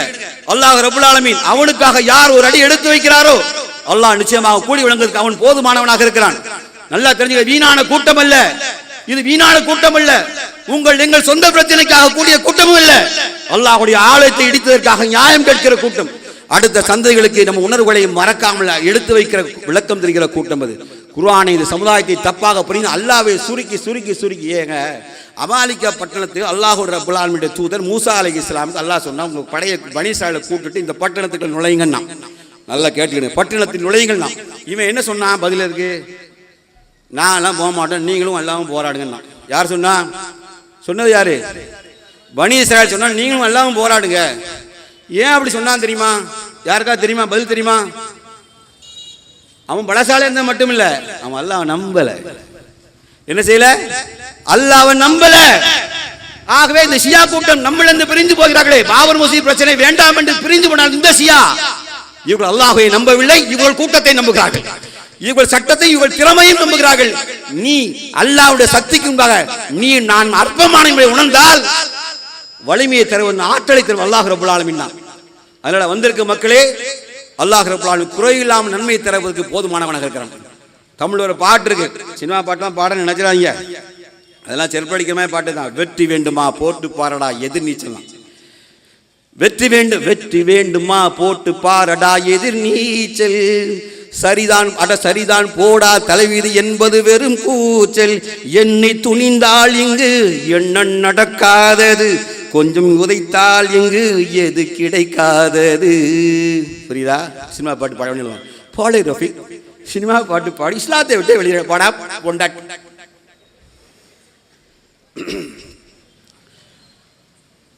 வெற்றி வேண்டுமா போட்டு பாரடா எதிர் நீச்சல், சோம்பி திரிந்தா எதுவும் கிடைக்க போது. போராடாத சமுதாயம் பிணத்துக்கு சமம் என்றால் பிணங்களாய் வாழ்வதோட நான் அதை பழனி பாபா சொல்ல அடிக்க சொல்வேன். 400 ஆண்டுகள் நக்கை பிழைத்து நரியை நாயை போல வாழ்வதோட சிங்கம் போல் கர்ஜத்தை 2 நிமிடம் பூமியிலே வாழ்ந்த நாங்கள் சிங்கம் என்று அடையாளம் காட்டுவதுதான் முஸ்லிமுக்கு அடையாளம் என்றால் அந்த வாழ்க்கையை தான் வாழ்ந்துவிட்டு மரணிக்க வேண்டும். உயிர் போகும்போது சகாதத்தில் லா இலாஹ இல்லல்லாஹ் வார்த்தை சும்மா வருவதில்லை. எதிரி நம்மளை நெஞ்சிலே வாங்கி கொண்டு ரத்தம் வெளியேறும் போது அல்லாஹ்வே நீதான் இங்க ரப்பு என்று சாட்சி சொல்கிறேன், உன் தூதர் முகமது ரசூலுல்லாஹ் என்று சாட்சி சொல்கிறேன், உன்னை சந்திக்கிற விரைந்து வருகிறேன் யா அல்லாஹ் என்று சொல்கிற அந்த சகாதத்து வாழ்க்கை தான் முக்கியம். எதிரிகளை நாம் தாக்குறோம், எதிரின் அம்புகளை தாங்குவதற்கு நெஞ்சத்தை அல்லாஹ் உரப்படுத்தட்டும். இந்த அல்லாஹ்வுடைய பள்ளியை மீட்பதற்கு மீண்டும் ஒரு ஜனநாயக படையெடுப்பை நாம் இந்த பூமியில் நடத்தித்தான் ஆக வேண்டும். மக்கள் சக்தியை திரட்டுவோம், அனைத்து சமுதாயத்தை ஒன்று திரட்டுவோம். நீதியை சட்டம் யார் உருவாக்கியது? இந்த சட்டத்தை இது படைத்தவன் சட்டமா? நாடாளுமன்றத்தில் எத்தனை சட்டத்தை மாற்றி மாற்றி எழுதுகிறார்கள். எவன் மாற்றினான்? அந்த சட்டத்தை மாற்ற முடியும் என்றால் நாளையும் ஒரு நாள் நம் தலைமுறை நாடாளுமன்றத்தில் சட்டத்தை மாற்றும். இந்த வழக்கை அல்லாஹ் நாடினால் மீண்டும் உச்சநீதிமன்றத்தில் அங்கு கொண்டு வருவோம், நிர்பந்திப்போம். இது கோவில் அல்ல, இது மீண்டும் பள்ளிவாசலா என்று தீர்ப்பை மாற்றி எழுதுவதற்கு அது ஒரு காலம் பிடிக்காது. முஸ்லிம்கள் உண்மையாக இருந்தால் அல்லாஹ் ரப்பல் ஆலமீன் உள்ளங்களுக்கு பரிசளிப்பு, உள்ளத்தின் தூய்மைக்கு பரிசளிப்பு வந்தார் ரப்பல் ஆலமீன். கோழைகளை அல்லாஹ் நேசிப்பதில்லை. எதுவும் நடக்காது ஆகாது என்றால் தன்னை நம்புவான். யார் தன்னைத்தானே பொறுப்பாக்கி கொண்டானோ பலகீனம், பாவம், தவறு, அவமானம் இதைத்தவர யாருடைய அடைந்து கொள்ள மாட்டான். யார் அல்லாஹ்வுடைய ரஹ்மத்தை ஆதரவிக்கிறாரோ அவனுக்கு தான் அல்லாஹ் வெற்றியளிப்பான். இந்த கூட்டம் முடியாது ஆகாது என்று சொல்லுகிற கூட்டம் யார் தெரியுமா? இவர் தன்னை நம்புகிற கூட்டம், அவனுடைய கூட்டத்தை நம்புகிற கூட்டம், மடையர் கூட்டம். நாங்களோ ரப்புல் ஆலமீனை நம்புகிற கூட்டம். அவன் வானத்தை பிளப்பான், மலையை தருவான், பூமியை பிளப்பான். அவன் ரப்புல் ஆலமீன் அதிசயங்களை வெளியே கொண்டு வரக்கு போதுமானவனாக இருக்கிறான் என்றால் அந்த ரப்பை நம்புகிற இப்ராஹிம் அலைஹிஸ்ஸலாம் நம்பிக்கை தான் எனக்கு கிழக்கே உதிக்கும் சூரியனை மேற்கே உதிக்க வைத்த ரப்புல் ஆலமீன் அவன் அற்புதத்தை காட்டுவான் என்றால் அந்த ரப்புல் ஆலமீன் பாபர் மசூதி இருந்த இடத்துல மீண்டும் அதை கொண்டு அங்கே வைப்பதற்கு என் ரப்புக்கு முடியும் என்று நம்புகிற கூட்டத்தை தான் நாங்கள் இங்கே உருவாக்கி வைத்திரும் அல்லாஹ் ரப்புல் ஆலமீன் இந்த சமூகத்துக்கு நிச்சயமாக வெற்றி அளிப்பான். ஒரு காலம் நாம் அசத்தை அடுத்தவனுக்கு ஆசைப்படவில்லை, நாம் ஆசைப்படவும் மாட்டோம். பிற கோயில்களை எங்கள் சொத்து என்று சொல்லவும் இல்லை. உங்களுக்கு தெரியும், மாநகர போலீஸுக்கு இந்த அருக்கு பழையப்பேட்டையில நூற்றுக்கணக்கான வீடுகள் பழையப்பேட்டையில வக்ஃபு சொத்து ஆக்கிரமிக்கப்பட்டிருக்கு. நாங்க நினைச்சா 100 பேர் உள்ள புகுந்துருவோம். எங்களை பத்தி பழைய உளவுத்துறைக்கு தெரியும். Triple MK kept silent for some years. கொஞ்ச நாள் நாங்க அமைதியா இருக்கோம். எதுக்காக தெரியுமா? அங்க இருக்கவங்க மாமா மச்சானா போயிட்டான். யாரும் இருக்கா? சட்டப்படி வக்ஃபு கஸ்பா வந்தாங்க, வக்ஃபு நிர்வாகத்துல இருந்து அண்ணாங்க சட்டப்படி பார்த்துக்கோ. இன்னும் நாங்க நல்லா டைப் ஆயிருக்கோம். என்ன இருக்கோம்? சட்டப்படி. அதான் சொல்றேன், பாபர் மசூதி தீர்ப்பை கூட சட்டப்படி தீர்ப்பு வாங்கி இடித்திருந்தால் நத்திங். ஆனால் நீ படையெடுப்பாய், இடிப்பாய், ராணுவத்தை துணைக்கி வைத்துக் கொள்வாய் என்றால் அப்ப நாங்கள் வாழ்ந்து பிரயோஜனம் இல்லை. நாங்கள் இதுதான் எங்களுடைய கேள்வி. கோர்ட்டே சுப்ரீம் கோர்ட்டே சொல்லி அப்ப பாபர் மசூதி இடிச்சிருங்க, சுப்ரீம் கோர்ட்டு தீர்ப்பு வழியே கிடையாது என்று சொல்லி நியாயம் சரியான சொல்றது. ஆனா யார்? நீங்களே அடிச்சீங்க. இடித்தது நீங்களே அடித்து விட்டு எங்கள்கிட்ட நியாயம் இருப்பீங்களா? இடிச்சிட்டோம், அதனால எங்களுக்கு முஸ்லிம்கள் பெரும்பான்மை இந்துக்களின் நம்பிக்கை என்று சொன்னால் நம்பிக்கை அடிப்படையில் இது முடிவு எடுத்த அந்த தேசம் விளங்காதியா. அதே போல திசை வேளையில செல்வமுதூர் பள்ளிவாசல் வந்து இடம் இருக்கு. அது பஸ் ஸ்டாண்டே கட்டிட்டாங்க. சிறுபான்மை காவலர் அரசு குறிப்பா சபாநாயகர் யாரு? சபாநாயகர் தான் இந்த சேட்டையை பண்ணிட்டு இருக்காரு. அதான் பேர் சபாநாயகர் சொல்லிட்டேன். சபாநாயகர் பேர் எல்லாம் ஒண்ணு தானே. சபான அப்பா அவர்கள் தான் இந்த சேட்டையை பண்ணிட்டு இருக்கிறாரு. முஸ்லிம் வக்ஃபு சொத்து என்று கோர்ட்டு தீர்ப்பு சொல்லிட்டு, யார் சொன்னா? கோர்ட்டு தீர்ப்பு சொன்ன பிறகு அதை முஸ்லிம்கள் ஒப்படைக்காமல் போங்கய்யா உங்க வேலையில சொல்லிருக்காரு. என்ன சொல்லிருக்காரு? போங்கய்யா உங்களுக்கு வேலை இல்லை. அப்போ ஆபீஸை முற்றுகை பண்ணிடலாமா? எல்லாரும் சொல்லுங்க. சவுண்டு வரல. ஏன்னா போராடாம நீதி கிடைக்காது. நமக்கு வேண்டிய கட்சிங்கிறதுனால இப்படி விட்டு தான் நாசமா போயிட்டோம். திமுக நம்ம ஆதரவான கட்சி, எந்த சந்தேகமும் இல்லை. நம்ம முஸ்லீம் சமுதாயம் பெரும்பான்மை திமுக தான் ஓட்டு போடுது.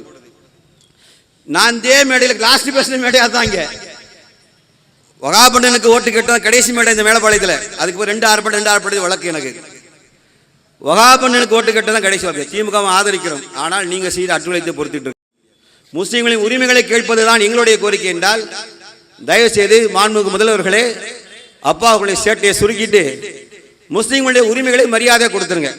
நீங்க பஸ் ஸ்டாண்ட் வேற இடத்துல கட்டுங்க, வக்ஃபு இடத்துல கட்டாதீங்க. வக்ஃபு இடத்தை நீங்கள் பாதுகாத்து நீங்களே சுருட்டி வேலியை பயிரை மேய்ந்தால் என்ன செய்வது? ஆக அப்பா அவர்கள் முதல்ல இதை விட்டு விலகிக்கிடணும். இல்லைன்னா திருப்பி சொல்றேன், அப்பாவும் கரும்பாலும் கருப்பு கொடி காட்டுவோமா? பிறகு உங்க எதிர்கட்சி வாய்ப்பா பயன்படுத்திக்கிடுவாங்க. எதிர்கட்சியில் வாய்ப்பாக பயன்படுத்திக்கிடுவாங்க. உங்களை மாற்றிக்கிடுங்க, உங்களை மாற்றிக்கொள்ளுங்கள். ஏன்னா நாங்கள் பள்ளிவாசத்தெல்லாம் விடுறதுக்குள்ள நாங்கள் அமைப்பு வச்சிருக்கல. ஏன்னா நாங்கள் சீட்டு கேட்டு வரப்போகிறதும் கிடையாது. எங்களுக்கு எந்த சீட்டும் தேவையில்லை. எங்களுக்கு சீட்டு மேலே இருக்கு, அல்லாட்ட இருக்கு. அல்லாஹ் ரப்புல் ஆலமீன் இந்த சமூகத்தை அல்லாஹ் நேசிக்கிறான். ஆனால் கோழைகளை அல்லாஹ் நேசிப்பதில்லை. அல்லாஹ் ரப்புல் ஆலமீன் இந்த சமூகத்தின் எல்லா காரியமும் அவன் பொறுப்பேற்று இருக்கிறான். இந்த பூமியில நம்ம கண்ணியமா வாழணும் நினைச்சா நம்ம உரிமைகளாக போராடி தான் வாழணும். நம்ம உரிமைகளை விட்டுட்டு இந்த பூமியில நாம சுகமா வாழணும் நினைத்தால் அடிமைகளாய் கோழைகளாய் இயலாமையால் எவ்வளவு நாளும் வாழலாம். அது பழனி பாபா சொன்ன மாதிரி நாயை போல நக்கி பிழைத்து வாழக்கூடாது.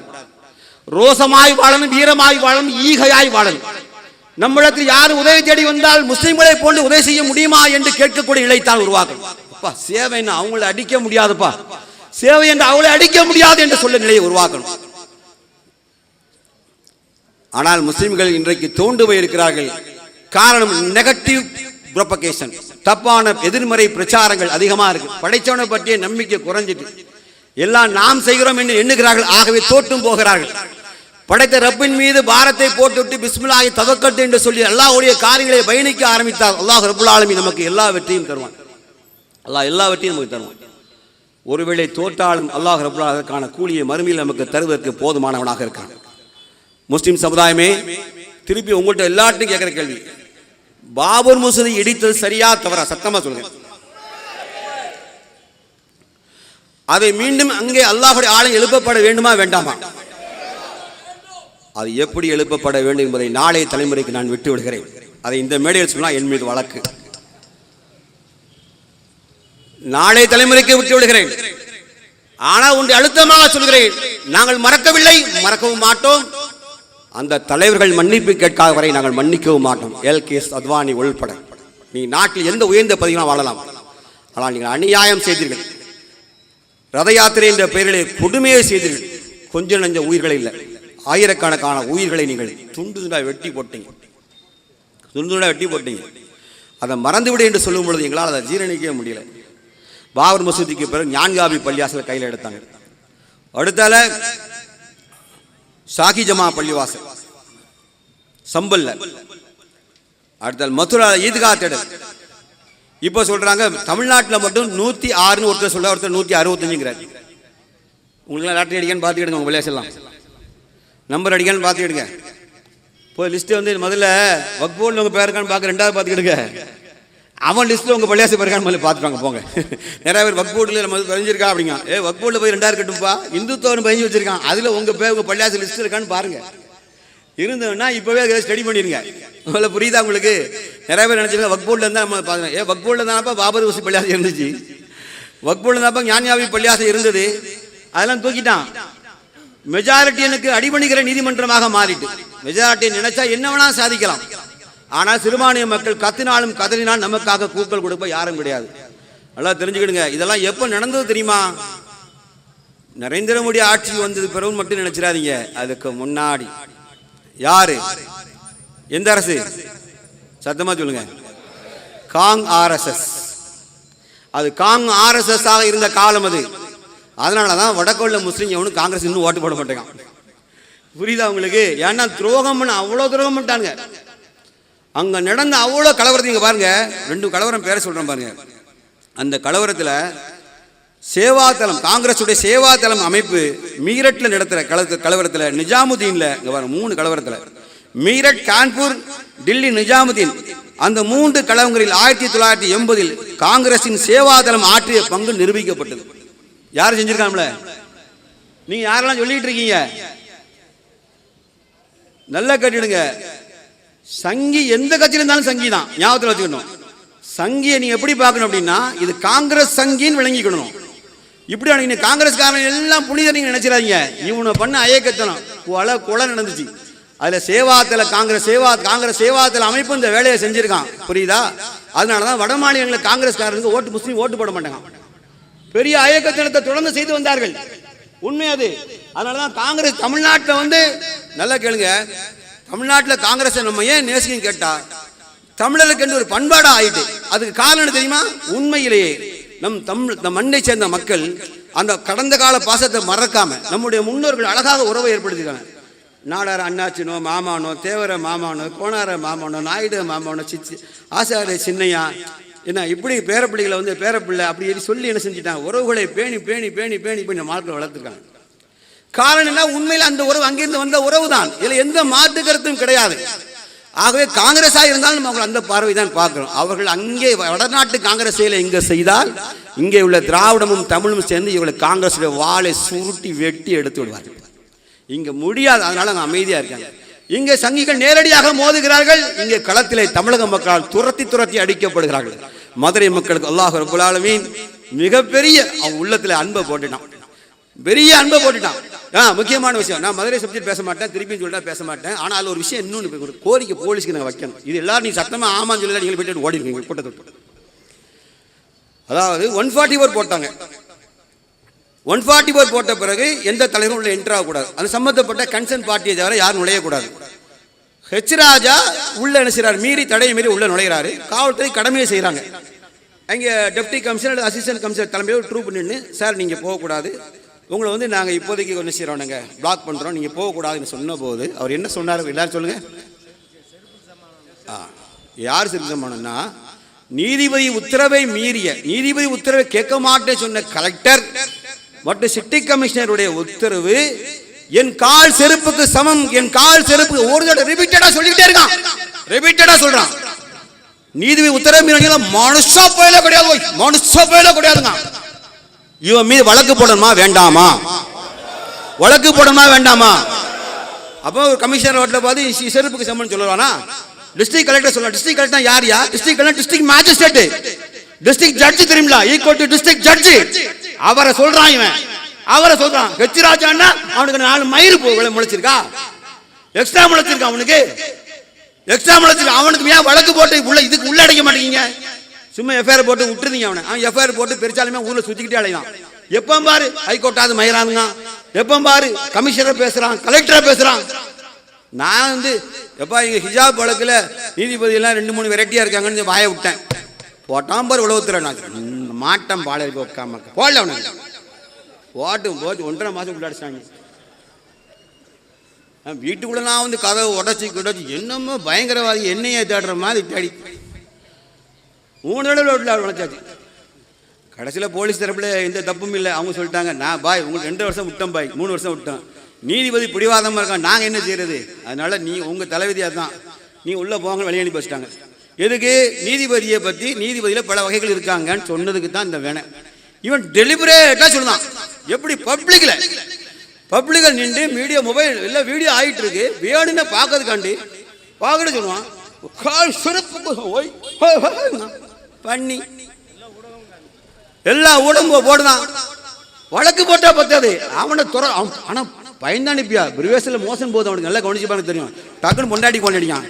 எவ்வளோ எதுக்கும் டிஎஸ்பி லோக்கலில் கம்ப்ளைண்ட் கொடுத்து வை, தூக்கணும் தூக்கினாமல். அவங்க சார் உங்களையா சார் தூக்க போகிறான். அவன் சொன்னான் வீரனை தூக்கணும், வெட்டி பேலை தூக்கி என்ன செய்ய அப்படிங்காண்டி. சார் உங்களையா சார் தூக்க போகிறான்.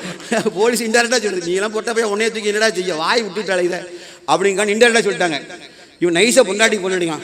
பார்த்துக்கோ, மதுரையில் இந்த இடத்துக்கு வந்தேன், என்ன ஏதோ சொல்கிற மாதிரி தெரிகிறது, நல்லா பார்த்துக்கோ அப்போ ஃபோட்டோ எடுத்து அனுப்பி கடைசி இறுதி உள்ள உனக்கு அடிச்சிருவோம் சொல்லணா.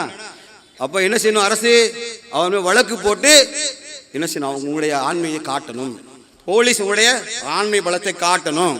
இல்லைன்னா கமிஷனரை பேசுறதை நீங்கள் ஈஸியாக எடுத்துக்கிட்டா, எங்களுக்கு நீங்கள் கமிஷனர் இல்லையா? எங்களுடைய கேள்வி. நீங்கள் எங்களுக்கும் கமிஷனர் இல்லையா? எங்களுக்கு நீங்கள் மாவட்ட ஆட்சித்தலைவர் இல்லையா? நாங்கள் எங்கள் அப்பா ஒருத்தர் பேசினா, ஒருத்தர் பேசினான், எங்கள் ஃபாதர் ஒருத்தர் பேசினா, நான் என்ன செய்வேன்? எப்படி எங்கள் அப்பா பேசுன்னு கேட்பேன். அப்படிதானே? நீங்கள் அப்பா தானப்பா பேசுனேன், எனக்கு ஒன்றும் சொல்லுவேனா? மாவட்ட ஆட்சித்தலைவர், எங்க மாவட்ட ஆட்சித்தலைவர் எங்கள் வரி பணத்தில் செயலாற்றக்கூடிய மாவட்ட ஆட்சித்தலைவரை செருப்புக்கு சமம்ங்கிறான். உன் செருப்பு என்னடா மயிறு, என்னடா மயிறு நீ சமம்ங்கிற? ஏன் போலீஸுக்கு ரோகம் வர மாட்டேக்கு? ஏன் வர மாட்டேக்கு? என் வீட்டில் யார் உள்ள அத்து பூந்து உள்ள வந்தீங்கல்ல, போங்க. போலீஸ் வாகனத்தை இது என்ன நாய் வாகனத்தை கொண்டு வரீங்க? இல்லை, அவன் கரெக்டாக தான் கேட்டிருக்கான். அவன் பேசுறதை கவனிச்சிக்கியா? அதே மாதிரி தான் பேசுவான். ஆக்ஷன் அவன் அப்படி தான் பேசுவான். இது கொஞ்சம் பேர் இருக்கான், பாலியல் இமிட்டேட்லாம் பண்ணுதாரு. அட கீரை முண்டை அதெல்லாம் பண்ணணும், அதெல்லாம் பண்ணணும். நீங்களாம் சும்மா கிறுக்கு போய் மாதிரி பேசாதீங்க. மக்கள் வந்து ஜனரஞ்சகமான விரும்புவான், பேச்சுக்கு பேச்சு அவனுக்கு மண்டையில் ஏறணும். ரொம்ப போட்டு இப்படியே கத்திட்டு வச்சுக்கோ, எல்லாருக்கும் பயில்ஸ் தான் வரும். கொஞ்சம் ரிலாக்ஸ் பண்ணி விடணும். ஆனால் ஹெச் ராஜா வந்து தமிழ்நாட்டில் ஃப்ரீயாக உழவுதான்னா அதுக்கு உண்மையில சொல்ல காவல்துறை பலகீனம்னு நான் சொல்கிறேன். அவனாம் விடையே செய்யாதீங்க. நாங்கள் என்ன செய்வோம்? மதுரையில் கம்ப்ளைண்ட் மண்டே கொடுக்க போகிறாங்க. மண்டே ட்ரிபிள்எம்கே சார்பாக மதுரையில் மண்டே கம்ப்ளைண்ட் இருக்குது. அவனை என்ன செய்யணும்? வழக்கு பதிவு செய்யணும், அவனை அரெஸ்ட் பண்ணணும்னு சொல்லி. சரிதான், நம்ம கோரிக்கை கரெக்டு தானே? கரெக்ட் தான். என்னன்னா அவன் தான் அந்த தமிழகத்தில் பெரும் கலவரத்துக்கு வாயை விடணும்னு அவன் தான். நம்மளாம் அதுக்குள்ளே அவனை விட்டு வைக்கக்கூடாது. அல்லாஹ் இல்லையாக்களே. இல்லை அது பேசக்கூடாது. அதாவது மதுரை சம்பந்தம் பேசக்கூடாதுன்னு சொன்னால அந்த சப்ஜெக்ட் பேச நான் 12 மணி பேசியிருப்பேன். அது பேசக்கூடாதுன்னு பேசக்கூடாது. அதில் நிகழ்வு மட்டும் சொல்கிறேன், அவன் மேலே வழக்கு பதிவு பண்ணி. ஏன்னா எங்களுக்கு அது உரிமை இருக்குது. மாவட்ட ஆட்சித்தலைவரை சிட்டி கமிஷனரை பேசினால் அது எங்களுக்கு எங்களையும் பாதிக்கும். அது எங்களுக்கு மாவட்ட ஆட்சித்தலைவர் தான், எங்களுக்கும் சிட்டி அவர். இங்கே அசிஸ்டன்ட் கமிஷனராக அங்கே இருந்தால் ஏசி லோகநாத் சார் ரொம்ப ஜம்மான ஆஃபீஸர். அவர் உண்மையிலே நல்ல மனுஷன்.